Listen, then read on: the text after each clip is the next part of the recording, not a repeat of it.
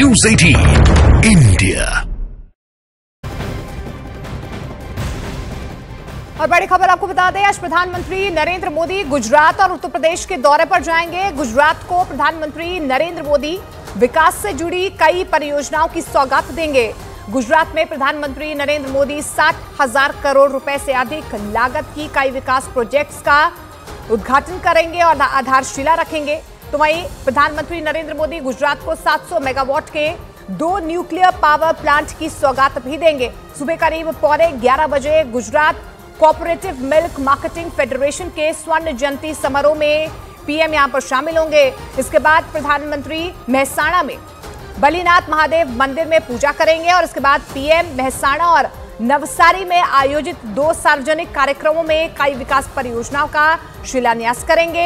इन परियोजनाओं में सड़क, रेल, ऊर्जा, हेल्थ, इंटरनेट कनेक्टिविटी, शहरी विकास, जल आपूर्ति समेत कई सेक्टर शामिल हैं। शाम में प्रधानमंत्री नरेंद्र मोदी का वाराणसी दौरा है और इस बीच आपको बता दें गुजरात से वो यहां पर रवाना होंगे और कल पीएम वाराणसी को भी विकास की कई सौगात देंगे।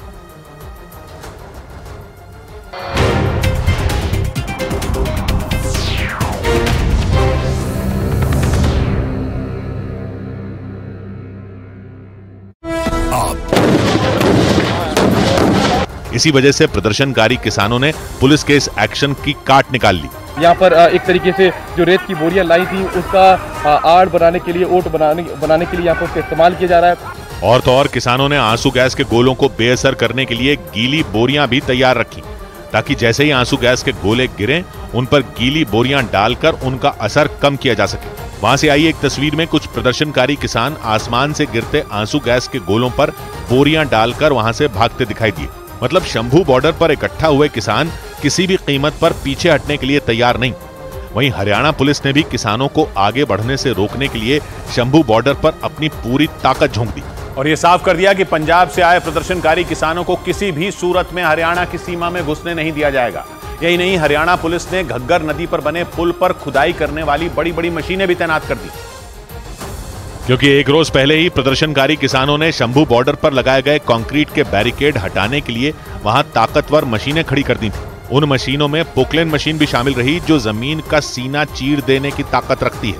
बताया गया कि किसानों ने इन ताकतवर मशीनों की मदद से पुलिस के सुरक्षा चक्र को भेदते हुए हरियाणा की सीमा में दाखिल होने का प्लान बनाया था।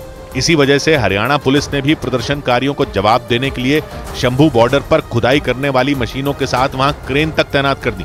हरियाणा पुलिस ने भी वहाँ पर आप देखेंगे तो मैं एक पूरे प्रोक्लेन मशीन को वहाँ पर देख पा रहा हूँ। उसके पीछे एक जेसीबी खड़ी हुई है और दूसरे पुल के ऊपर भी कुछ जेसीबी मशीन मैं देख पा रहा हूँ। मतलब पुलिस ने शंभू बॉर्डर पर प्रदर्शनकारियों को उन्हीं की भाषा में जवाब देने की तैयारी कर ली। जानकारी के मुताबिक प्रदर्शनकारियों से निपटने के लिए हरियाणा पुलिस ने वहां 7 लेयर की बैरिकेडिंग की।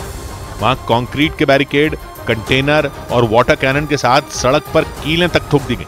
कंटीले तारों से घग्गर नदी पर बने पुल को सील कर दिया गया। और तो और प्रदर्शनकारी किसानों ने पुलिस के ड्रोन को जमीन पर धराशायी करने के लिए वहां पतंगें उड़ाई, ताकि पतंगों के मांझे में फंसाकर किसानों के खिलाफ इस्तेमाल किए जा रहे पुलिस के इस अचूक हथियार को बर्बाद किया जा सके।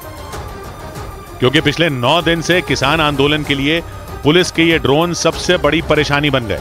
इनकी मदद से पुलिस न सिर्फ किसानों पर नजर रखती दिखी, बल्कि आंसू गैस के गोले गिराकर प्रदर्शनकारियों को पीछे हटने पर मजबूर कर दिया। एक बार नहीं बल्कि कई बार पुलिस ने ड्रोन की मदद से आसमान से प्रदर्शनकारियों पर आंसू गैस के गोलों की बरसात की। इसी वजह से प्रदर्शनकारी किसानों ने हवा में उड़ते इन ड्रोन को जमीन पर गिराने के लिए शंभू बॉर्डर पर पतंगें उड़ानी शुरू कर दी, ताकि पतंगों के मांझे में फंसाकर इन्हें गिराया जा सके। वहां से आई एक तस्वीर में आसमान में उड़ते ड्रोन के पास एक पतंग उड़ती नजर आई। ड्रोन को मांझे में उलझाने के लिए पतंग उसके आसपास उड़ती रही। कभी वो दाईं तरफ तो कभी बाईं तरफ जाती नजर आई। हालांकि लाख कोशिश करने के बाद भी ड्रोन पतंग के मांझे में नहीं फंसा। इससे पहले 13 और 14 फरवरी को भी इसी तरह आंसू गैस के गोले गिराने वाले ड्रोन को गिराने के लिए किसानों ने पतंगों की मदद ली थी। लेकिन सिर्फ शंभू बॉर्डर ही नहीं बल्कि खनौरी बॉर्डर पर भी पुलिस के एक्शन की वजह से वहां अफरा तफरी मच गई। हरियाणा और पंजाब के बीच मौजूद इस बॉर्डर पर भी ट्रैक्टर ट्रॉलियों के साथ हजारों की संख्या में मौजूद किसानों ने दिल्ली कूच करने की कोशिश की और इसी वजह से खनौरी बॉर्डर पर कोहराम मच गया, क्योंकि जैसे ही प्रदर्शनकारी किसानों ने हरियाणा की सीमा में घुसने की कोशिश की, पुलिस ने उन पर आंसू गैस के गोले दागने शुरू कर दिए। जहां जहां आंसू गैस के गोले गिरे वहां धुआं उठता नजर आया। कई किसान तो आंसू गैस से बचने के लिए खेतों की तरफ भाग निकले। हालांकि ज्यादातर किसान अपने ट्रैक्टर ट्रॉलियों के साथ वहीं डटे रहे। वहां से आई एक तस्वीर में पंजाब की तरफ खनौरी बॉर्डर पर सड़क पर ट्रैक्टर ट्रॉलियों की लाइन लगी दिखाई दी। खनौरी बॉर्डर हरियाणा के जींद जिले में पंजाब से लगने वाली सीमा पर मौजूद है। किसानों की कोशिश ये रही कि यहां से उनका जत्था करीब 200 किलोमीटर का सफर तय करके दिल्ली पहुंच जाए। लेकिन किसानों की इस प्लानिंग को देखते हुए शंभू बॉर्डर की तरह ही हरियाणा पुलिस ने खनौरी बॉर्डर को भी अभेद्य किले में तब्दील कर दिया। वहां भी कंक्रीट के बैरिकेड और सड़क पर कटीले तारों को लगाकर बॉर्डर को सील कर दिया गया ताकि किसी भी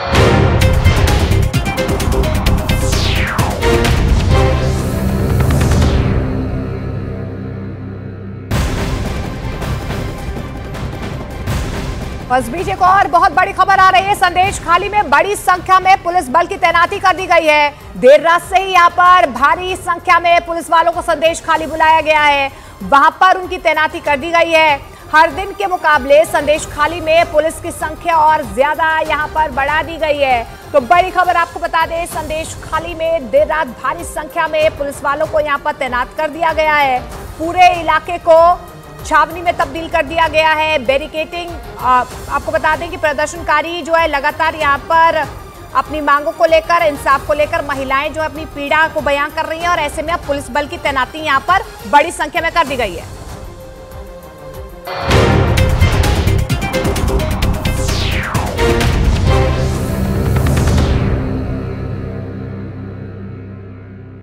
अपनों का जत्था दिल्ली न पहुंच सके।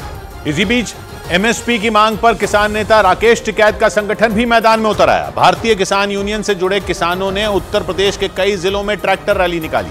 बड़ी संख्या में किसान ट्रैक्टर पर सवार होकर निकले और मुजफ्फरनगर में तो वो एक ट्रैक्टर लेकर एसएसपी दफ्तर के परिसर में ही घुस गए।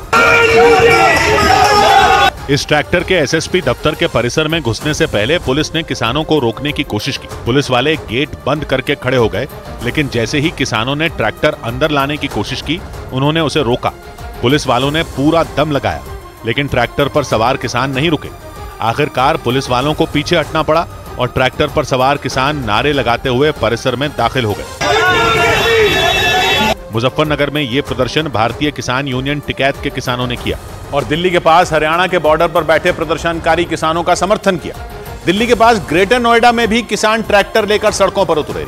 उन्होंने इस रैली का ऐलान पहले ही किया था, इसलिए कई जगह पर ट्रैफिक रूट बदल दिया गया था। क्योंकि राकेश टिकैत के आह्वान पर ग्रेटर नोएडा की सड़कों पर ट्रैक्टरों की लाइन लग गई। यहाँ पर लाइन से ट्रैक्टर लगे हुए, सैकड़ों की संख्या में ट्रैक्टर लगे हुए हैं और भारतीय किसान यूनियन टिकैत के पदाधिकारी और किसान पहुंचे हुए हैं। यानी एक तरफ दिल्ली के पास हरियाणा के बॉर्डर पर किसानों ने प्रदर्शन किया और दूसरी तरफ दिल्ली के पास ग्रेटर नोएडा में किसानों ने ट्रैक्टर रैली निकाली। ग्रेटर नोएडा में नॉलेज पार्क से निकले ये ट्रैक्टर कलेक्ट्रेट की ओर गए। इनकी संख्या अच्छी खासी थी और दूर दूर तक केवल ट्रैक्टर ही ट्रैक्टर नजर आए। इन किसानों ने पहले ही कह दिया था कि अगर उन्हें रैली करने से रोका गया तो वो सीधा दिल्ली रवाना हो जाएंगे। यानी दिल्ली की सीमाओं पर पुलिस की चुनौती बढ़ गई। क्योंकि एक तरफ हरियाणा के बॉर्डर पर बैठे प्रदर्शनकारी किसान दिल्ली कूच करने पर अड़ गए, तो वहीं दूसरी तरफ भारतीय किसान यूनियन के किसान भी सड़कों पर उतर आए। उत्तर प्रदेश के शामली में तो वो पूरी तैयारी से कलेक्टर के दफ्तर पहुंचे और वहां धरना दिया। शामली में भी किसान ट्रैक्टर से कलेक्टर के दफ्तर पहुंचे और फिर नारे लगाते हुए आगे बढ़े। उत्तर प्रदेश के मेरठ में भी भारतीय किसान यूनियन टिकैत ने ट्रैक्टर रैली निकाली। वहां खुद राकेश टिकैत प्रदर्शन का हिस्सा बने और एमएसपी के मुद्दे पर खुली चुनौती दे डाली। स्वामीनाथन कमेटी की रिपोर्ट लागू कर दो, नहीं तो ये आंदोलन देश भर में चलते रहेंगे। प्रदर्शनकारी किसानों और सरकार के बीच 23 फसलों को एमएसपी की गारंटी देने पर पेच फंसा हुआ है। किसान आंदोलन के 9वें दिन हरियाणा और पंजाब के बीच मौजूद शंभू बॉर्डर पर किसानों और पुलिस के बीच जमकर बवाल हुआ। दिल्ली जाने की जिद पर अड़े किसानों ने जैसे ही हरियाणा की तरफ कूच किया, पुलिस एक्शन में आ गई।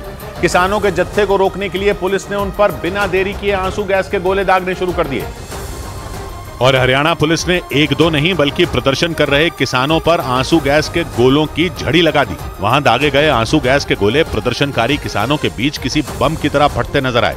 जमीन से टकराते ही वहां न सिर्फ बेहिसाब धुआं उठा, बल्कि आंसू गैस के गोलों के फटने की आवाज से पूरा इलाका थर्रा गया।